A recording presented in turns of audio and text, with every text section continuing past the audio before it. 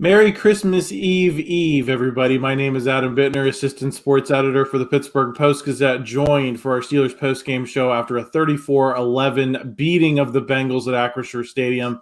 Paul Zeise is here. Paul, I don't know if that's the game anyone was expecting.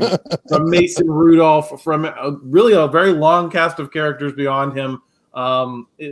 They really dug deep after a pretty tumultuous week, one of the more tumultuous weeks in recent Steelers history, and put together a hell of a performance. What are your initial thoughts before we start to dig into specific topics? I mean, for our purposes, Adam, it couldn't have gone any better, right? Not only did they win, but so they keep their season relevant and keep them going. But the other part of it is they, Mason Rudolph kind of led them there. Right? What did he have? 290 or something and 2 touchdowns, maybe, or 2 or 3 touchdowns, right? 2, maybe 2. I don't know. I forget. It doesn't even matter. The bottom line is, he played really, really well.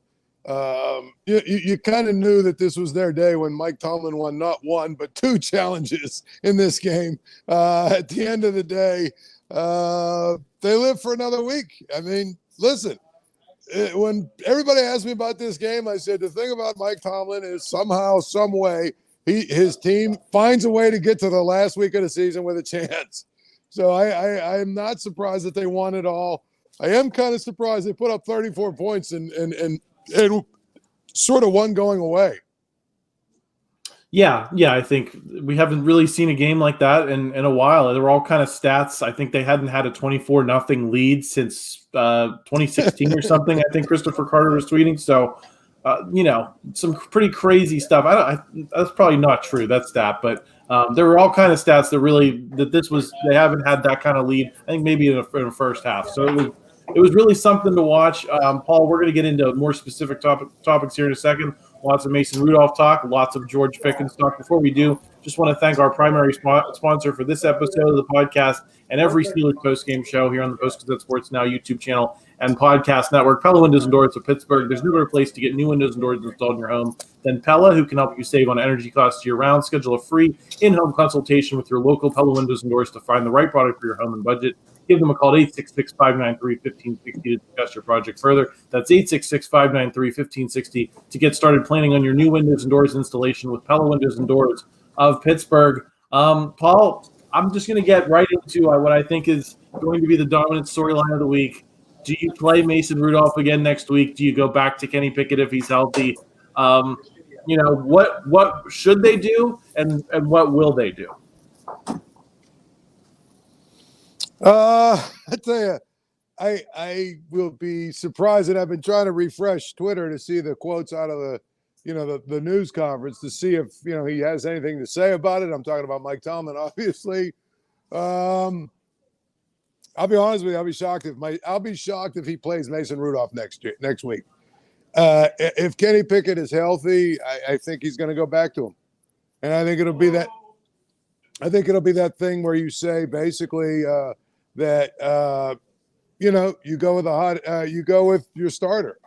That's the way they do things. Now, the one thing I will say is Kenny Pickett hasn't exactly distinguished himself enough yet that they might be able to just say, "Listen, we're going to give him another week to heal." You know what I mean?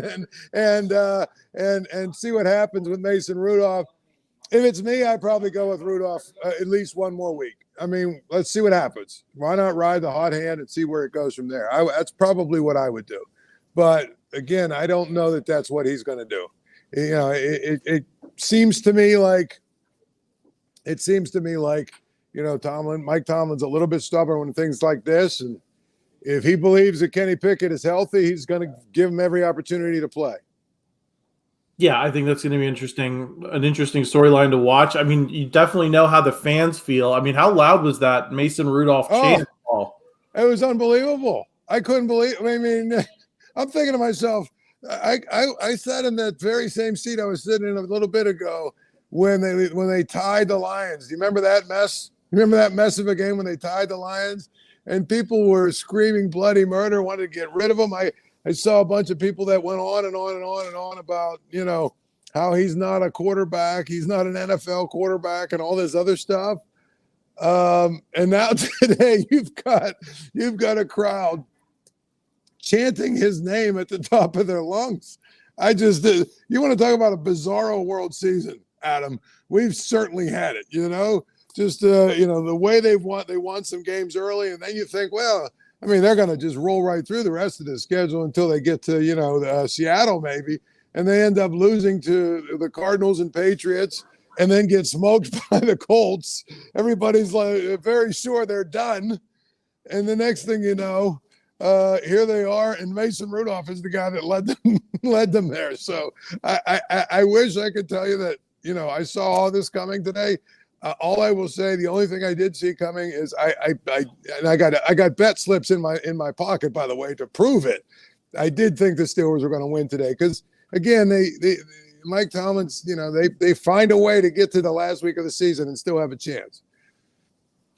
Paul, so what do you think of the way the team played tonight? Obviously, the 3 deep balls to Pickens, the 2 touchdowns, that acrobatic catch on the sideline were, they were things this offense has been lacking. But I think the credit for how total this victory falls on a lot of other, a lot of other guys. What did you think of the effort you saw from everyone else tonight?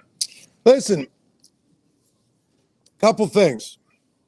First of all, atmosphere. I forgot to say this, Adam. This was from the start of the game. The most energy, the most electricity, the most amped up, so to say, whatever we want to say, crowd that we had in this stadium all year. And it's not because they were winning. You know what I mean? They had other games where they got out to like a 7-0 lead or whatever. People just got to this game and they wanted to be a part of it. And I'm going to tell you, the team felt different today. Pretty much anybody you could come up with that was out there on the field, right, played one of their best games of the year. I mean, we saw. I think Miles Jack even got a sack at the end of the game there, right? But you had guys that I had to keep looking at my card to see who was out there on defense at times, and guys making plays, interceptions, and everything else. So I don't even, I thought both the running backs ran really hard. I thought that. The receivers played really well, and that goes beyond just Johnson and Pickens. About the only thing I can say possibly that didn't go their way, that I don't even know if it didn't go their way, but I'm pretty sure Pat Freiermuth wasn't involved really much at all in this game. If you remember against the Bengals last time, he had 5 or 6 catches or whatever it was.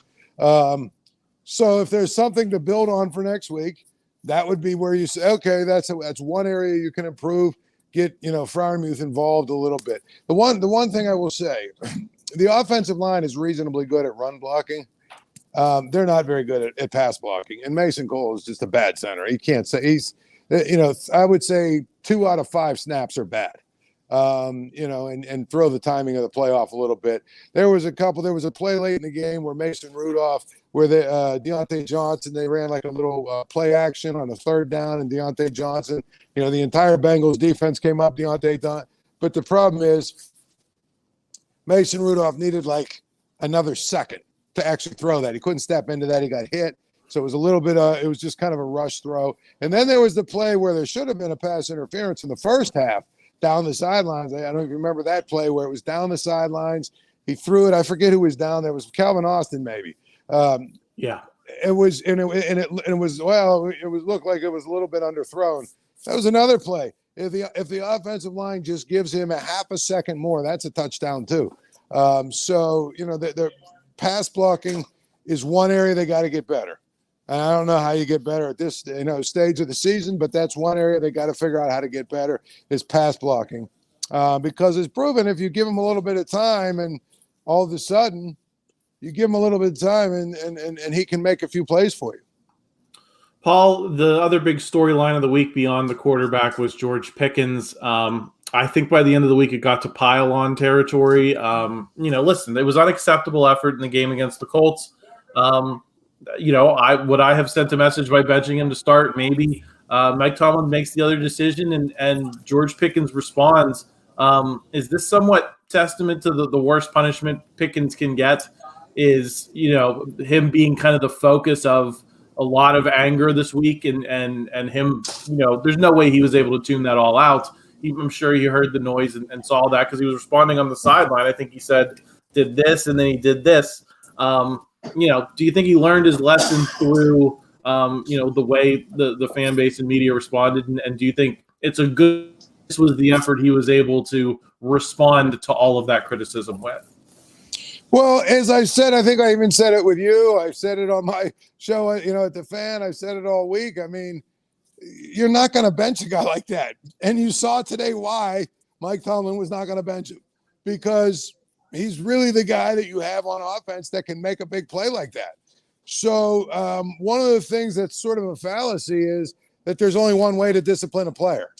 There's a number of things they could have done to discipline him. There's a number of things maybe they could have done to, during the week.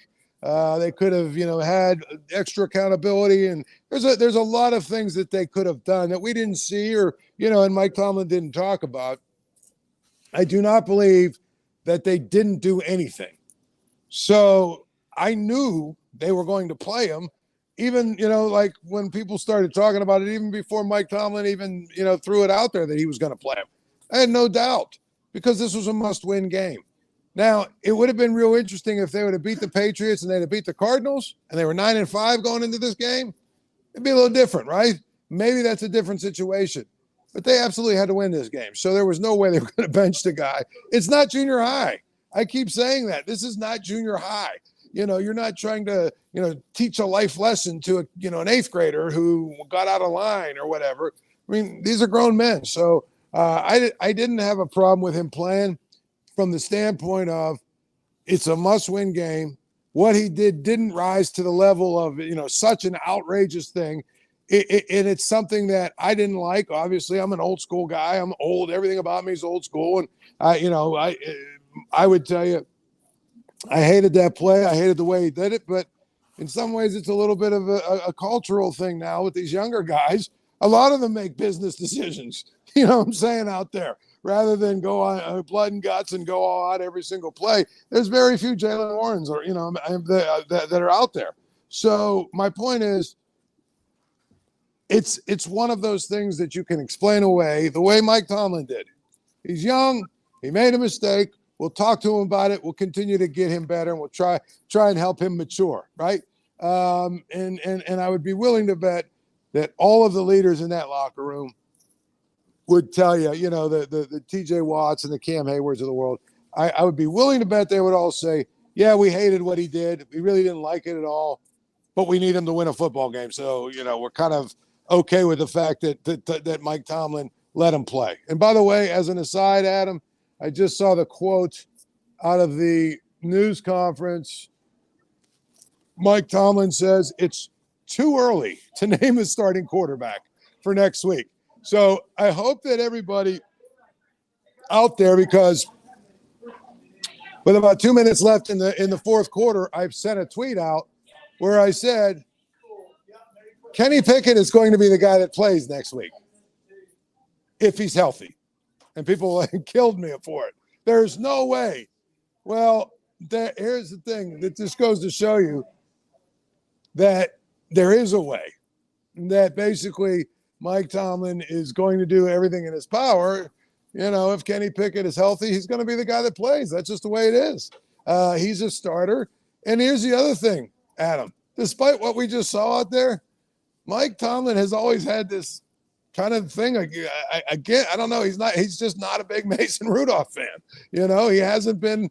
He soured on him in that Detroit tie, and ever since then, so it doesn't shock me, and it won't shock me on Tuesday if he announces that Kenny's going to be the starter. But he won't on Tuesday. You know what he'll say? We're going to let our participation in practice be our guide. That's what he's going to say.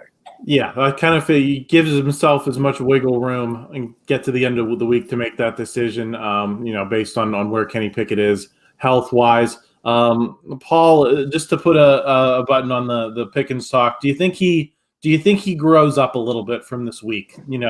Taking all that criticism, performing, saying, "Hey, this is what I can do." When the effort level is there, or do you think he's ever going to get past that that lack of effort and attitude issues sometimes. Well, he's got to grow up. That's the biggest thing. I think, I think that conversation that you just said that or just talked about, I think it's a two-way conversation. I think Mike Tomlin goes to him and says, listen, when you are dialed in and play like this, you're one of the best receivers in the league. When you're dialed in and you play and you play every down as if it's your last, and you make yourself out there and run good routes, and you're engaged in, guess what? You're maybe the best receiver. And if George Pickens says, well, if you throw me the ball, you know what I mean? If you throw me the ball early enough, and guess what? I'll get engaged. So, I mean, I think it's a two-way conversation. But the biggest thing with him, as we know, is he's got to grow up. He's immature. And, until he grows up a little bit, it could be a thing of where they go to Seattle next week and he doesn't get a ball thrown his way in the first quarter, and all of a sudden he's ready to fight the receivers coach. I mean, I don't know that we are out of the woods yet for that kind of, outburst from him. But today was a really good day. That's what I said, though. He's really the guy on offense, the only guy on offense that scares other teams. They've got, Jalen Warren and Najee Harris are good, hard-nosed, grinded out running backs. They are what they are. Damontae Johnson is what he is. Pickens is the only guy on this offense that is an absolute game changer if he's playing like he did today. And so you hope that maybe this gets him going a little bit and he feels like, okay, now I can build on this. And you hope that the offensive coordinators now look at this and say, well, hey, we got him the ball early enough and we got him that slant and that got him into the game. Really, that's the way I look at it. Yeah, I'm right there with you, Paul. I want to talk a little bit about the defense, maybe talk a little bit about the running game. Just want to thank a couple more of our sponsors first.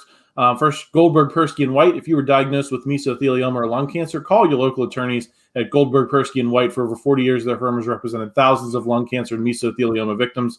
Call 1-800-COMPLEX or visit gpwlaw.com for a free consultation. Also want to thank Propel Schools. Propel's 13 public charter schools in Allegheny County build a solid academic foundation for lifelong learning and offer more personalized instruction at every level during your child's kindergarten through 12th grade education journey. Give your children the quality education they deserve. Learn more and apply to Propel Schools by visiting propelschools.org. Thank you to them.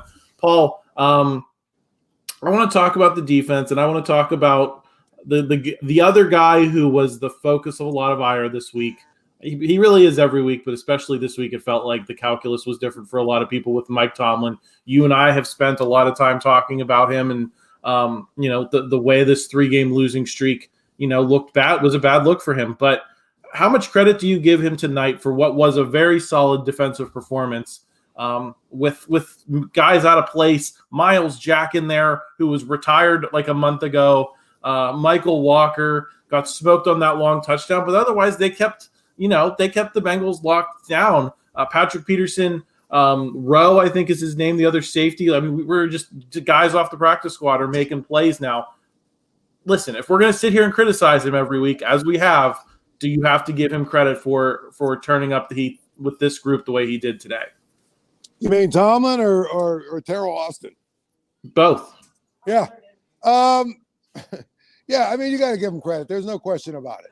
And I think you give him credit because basically he was able to they were able to really stop the Bengals running game with, as you said, a cast of characters that was, 5 guys named Mo back there on defense at times. But Jake Browning did throw for 340 yards or something. I don't know about you, Adam. And again, I got to say this, and I want to stress this because people get so sensitive about these things.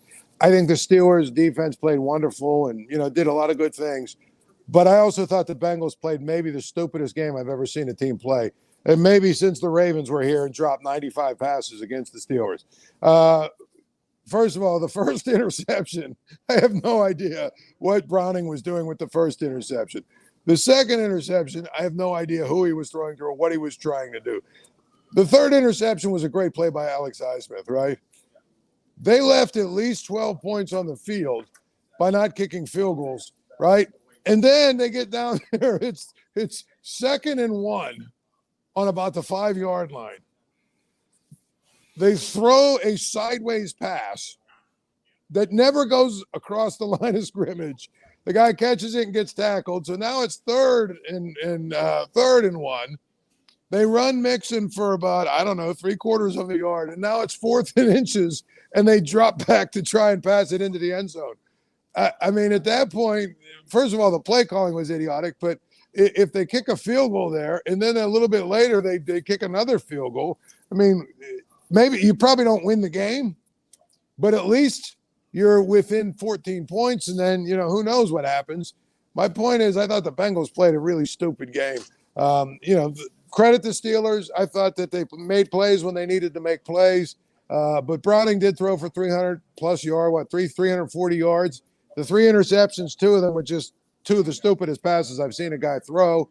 And the Steelers did a great job on run defense too. So all in all, I'm not sure how you could really complain much about what they did today, especially when we always talk about really points are what matter. On offense, points matter. On defense, points matter. So, we ripped the Steelers' offense when they only score 14 points or 13 points, no matter how many yards they have. Well, what did they give up today? 11? Was that it? 11? Yeah, 11. Now, clearly, as I just said, the Bengals left a bunch of points out there on the field, but still, bottom line is 11.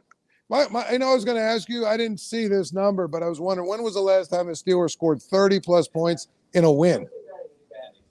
I had not seen that stat either before I hopped on, Paul, but it's been a while. Right? I mean, it's got to be like we're probably talking mid-2020, I would think. Right, because I'm looking at it right now. Last year, they only scored 30 one time last year. Did you know that? And it was a 37-30 loss to the Bengals. That was it. I'm looking at it right here.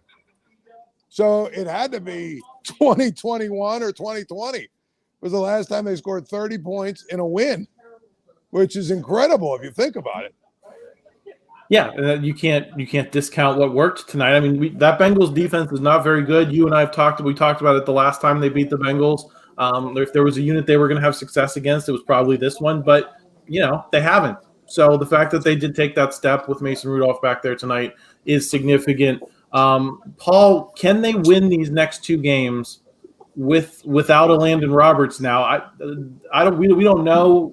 As we're recording this, what Mike Tomlin said post game, if there's been any diagnosis, but the energy of like everyone on the sideline and him coming off gave off like possible torn pec, which at this stage of the season I would think would end his year. So if they have to play these last 2 games without him, Paul, do you think that they can beat the Seahawks and Ravens? Because I think it's still going to be, as well as they played tonight, I think it's going to be a tall task to get that out of Michael Walker and Miles Jack playing, the vast majority of the snaps. Yeah, well, I would tell you this. Again, they danced through the raindrops tonight. I wonder if next week against Seattle, especially if Geno Smith's back, if they're going to be able to do it again. And if Kenneth Walker is playing and he's healthy and everything else, I think it's going to be a tall task. At that point, they're going to have to probably score some points. And by the way, I found it. November 15th, 2020, they beat the Bengals 36-10. That's the last time I can come up with that they scored 30 points in a win. In 2020, was that Ben? Ben? I mean, that would have been Ben. Yeah, so 2020, 36-10. Roethlisberger, 27-46, 333 yards and 4 touchdowns. Like those are the kind of games we just used to take for granted. You know what I mean? So I mean, how many games is that, Adam? This is what, game 15? It's over 3 years. So 15. So last year 17. That's 34. So that's 49. And then that there was probably about 5 or 6 games in that one. Let me look real quick. There was probably like 5 or 6 games after that one. 1, 2, 3, 4, 5, 6, 7. So we're talking about what, 56 games since the last time they scored 30 points in a win. You're talking the entire Matt Canada era, Paul. Pretty much. Listen. Now, Paul, this team is still alive here. I don't know that you and I thought we'd be having this conversation. Now that they've won, now that they're still in the mix, are you starting to root for the Ravens tomorrow in that huge Monday night game? Or what? I think that's 2 days from now. Yeah, the Monday night game they against play. San Francisco. Because I think I think if you're the Steelers, you want the Ravens to have that number 1 seed locked up by week 18, right? So then maybe they're sitting guys, and maybe they're not playing their A squad in that game that you're maybe going to have to win to make the playoffs. Well, and you're rooting for the Chargers tonight, right? I mean, there's a couple teams you're rooting for. I tell you, the game that's kind of weird is tomorrow. I'm not sure who you root for tomorrow. I think that doesn't the Browns play at Houston? Yeah, I think that's one of the big games. I think the Browns play at Houston. I mean, who in that game are you rooting for? Because the thing about it is you split with the Browns, right? But you lost to the Texans. And you are, a full game behind the Browns no matter what, right? But if the Texans win, there's another team that's ahead of you. That's another team that's ahead of you that's still ahead of you, and they've got a tiebreaker on you. And I think if the Bills win, they're ahead of you, right? And they're a team that's already ahead of you, so they're gonna, So to me, I mean, that's where I would look at it. I probably am going to root for the Browns and just say, you know what, I will concede the Browns, give them one spot, give them their 10th win and start to get them out of the way, and then at that point, you need the Bills so you want the Browns to win tomorrow, and whoever the Colts play, who do they play? The Saints or the Tampa? I think they play an NFC team as well. So it's entirely possible. I think if I'm looking at the math right, the Steelers could be in playoff position, or the basically one spot out of playoff position next week. I mean, by the end of today or by the end of Monday. Yeah, Paul, I kind of think that the stars would align if the Steelers won these last 2 games. I think the Steelers would get the help they need. I think I saw it was 75% probability to make the playoffs if they win out. I think that's going to happen. I think they get the help. I think the bigger question for me is, can you beat the Seahawks and Ravens on the road? And can you beat the Ravens if they're playing for that number 1 seed in week 18, and they're going for it, wanting to get that bye? I don't know. Yeah, I mean, I think that's going to be a big question, obviously. Can you beat the Seahawks next week? Because I don't think the Seahawks are great, but you know what? Up there, it's a difficult place to play. It's a long, flight across the country. And you know what? You're coming off of a season like a high, which sometimes it can be tough to get back up like that. I mean, this week, think about all the stuff that happened this week, right? The emotions, all the controversies. Mike Tomlin spoke twice. Everybody's down on the Steelers. Discussions about Tomlin's future, discussions about Pickens, right? All of these things all week long. You kind of knew the Steelers were going to come out with a chip on their shoulder. But now are they going to get fat and happy and feel good about themselves and say, we proved you wrong, and then go out there without the little edge that they need? I don't know. I also think, you go through Christmas, right? You got Christmas on Monday and this, that, everything. And it can be a difficult situation to try and get yourself focused quickly. Then you're also going to have a week of quarterback controversy, And my thing is, and this is where I completely disagree with Mike Tomlin.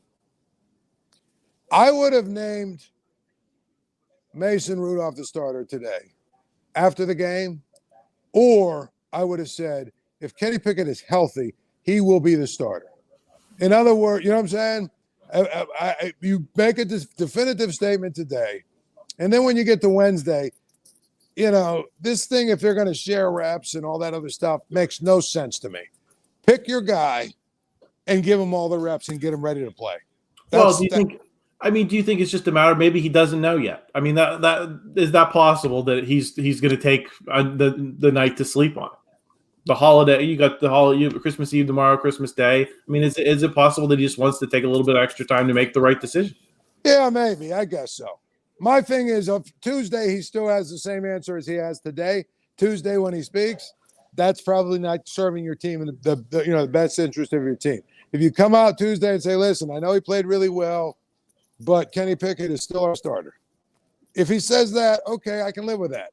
But if he does this thing where we're going to let their week be our guide and all that other crap, and then they go into Wednesday and, half the reps are going one way, half the reps are going the other, and all this other stuff, I got to be honest with you, I don't think you're giving yourself the best chance to win. If you want to tell me that they're going to start Kenny Pickett, okay, fine. The guy is 7-5 or 7-3 or whatever he is as a starter this year. Fine. But pick your guy and go forward. Yeah, I think there's a lot to be said for that, Paul, once they get on the other side of the holiday and get back to practice. Paul, any final thoughts before we wrap up here? I know you want to maybe get downstairs a little bit. Yeah, no, I mean, this has been this has been as interesting of a week as we've had. It's a bizarro world, kind of game today. What's hilarious, Adam, is no matter what happens here, let's say even they bring Kenny Pickett back and he, plays the next 2 weeks and they win. Basically, Mason Rudolph today made the biggest and best case for why he should be on a team next year, as even as a backup. He might have actually extended his NFL career today. The other thing is, when you look back on this season, if they make the playoffs, undeniably, no matter what, you have to say that Mason Rudolph saved the day for the Steelers. He did. This will be the Rudolph saved Christmas game for all time. He'll always have that. The Steelers, whether they make the playoffs, we'll always have this night as a memory of one of those ones that just always stands out. I think this is going to be on that list. Paul, thanks for stopping by with me. Everyone, please subscribe to the channel. We're going to have plenty more talk going into this week. Christopher Carter will be back on the North Shore Drive on Monday. That's Christmas Day. We're going to record it on Sunday, but it's going to be up on Monday. So make sure you're subscribed for that. We'll have plenty more reaction later in the week to all of the news. If you enjoyed this video, please like it. Help us out in the YouTube algorithm. We always appreciate it. And then Paul and I will be back on New Year's Eve after Steelers-Seahawks. Big West Coast game. So we'll be here to break it all down. So make sure you're along for the ride for the rest of the season. We'd love to have you. And Paul, I'll talk to you soon. We'll also be back Thursday. We do our Thursday. Right. All right, buddy. All right. Have a good Merry Christmas, everybody. Merry Christmas, everyone.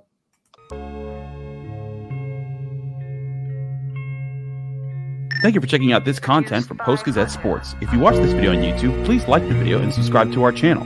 For all of the sports coverage the Post-Gazette has to offer, visit post-gazette.com.